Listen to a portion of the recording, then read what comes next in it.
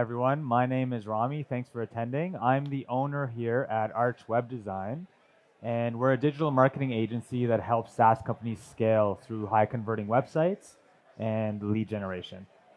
Now, I just have a question for everyone here. Who here knows the conversion rate for their main CTA on their homepage? Anyone? One person? Two people? Nice, awesome. Okay, that's good. That's great. So we talk to a lot of SaaS companies, obviously, and I'm actually shocked at how many people don't know that answer. A lot of them tell me, we don't really use our website for lead generation. We don't have a lot of traffic going to our website, and that really, it really bugs me because they're missing out on a huge opportunity to get more traffic, get more sales, get more leads. So this talk is going to help you guys fix that. Okay. We only have 10 minutes, so I'm going to try to make it as quick as I can. Now, why should you even listen to me? We have been working for over 6 years. We only work with SaaS companies. We've managed over $10 million in split testing campaigns for over 200 companies. So we have a lot of data, and we use that data to help you guys with the conversions. Now, the average conversion rate for a SaaS website in 2022 was 1.1%.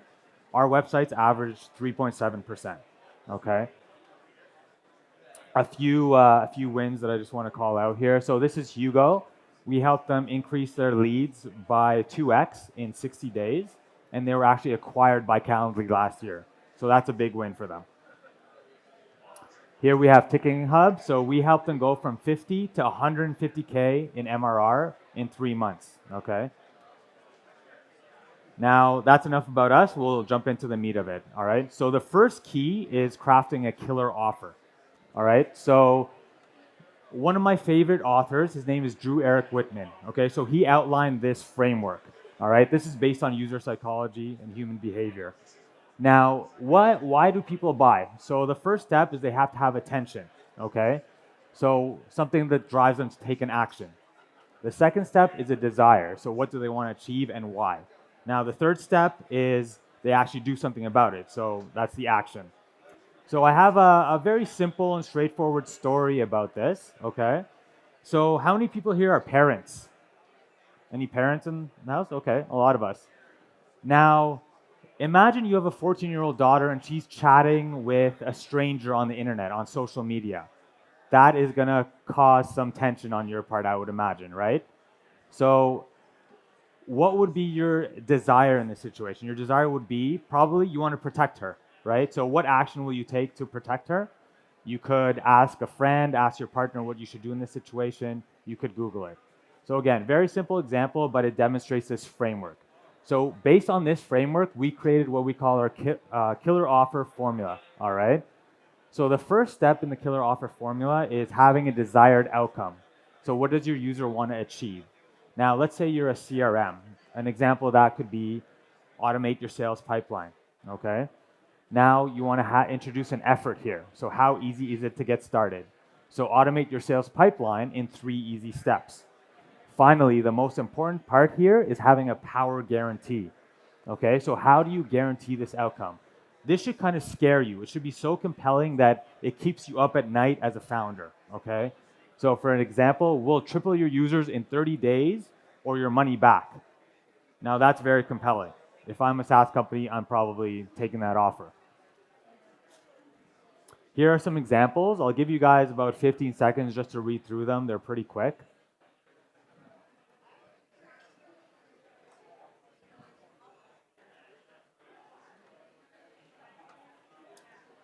So I'm going to highlight just one of them here, the second one here.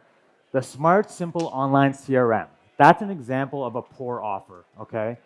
Now, if you modified it using the killer offer formula, automate your sales and close more deals in 30 days with our free plan, okay? Now, which one is more compelling? I would guess the one on the right, okay? You'll see this one has all 3 elements of our killer offer formula. So it has the power guarantee at the end, the effort, and then the desired outcome. Now, the second key to increasing your website conversion rates is your navigation. A lot of people are doing their navigation very wrong, all right? So it needs to funnel down your traffic basically, and we have a checklist for you here to make it super simple on what you need to do. So the first step is you want to turn your feature pages into solution pages. Now let's say you're buying a new iPhone. You don't really care if the iPhone has a 50 megapixel front camera, right? You want amazing selfies. So that's kind of the idea behind that. The second thing is you want to break it down by intent and audience. And I'll give an example of that in just a second. The third one, and this one is a big one. So you want to switch to outcome-driven CTAs. A lot of us use very generic CTAs like book a demo or schedule a call.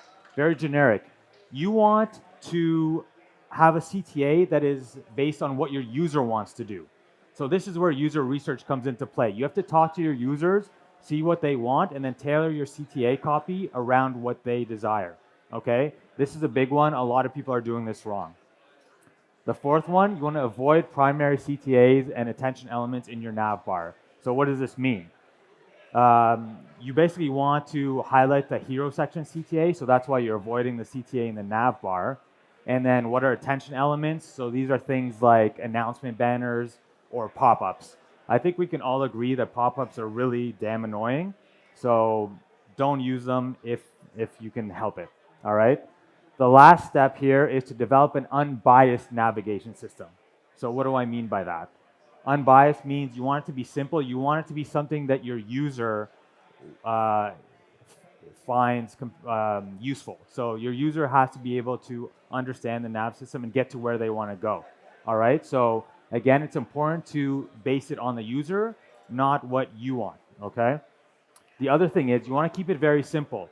A lot of people like to use mega navs. So this is where you have huge navs with 20, 30 links in the navigation bar. That is a big no-no, okay?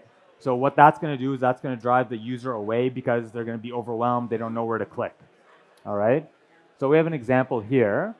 So this is your generic SaaS company, let's say. So we'll go down the checklist one by one here.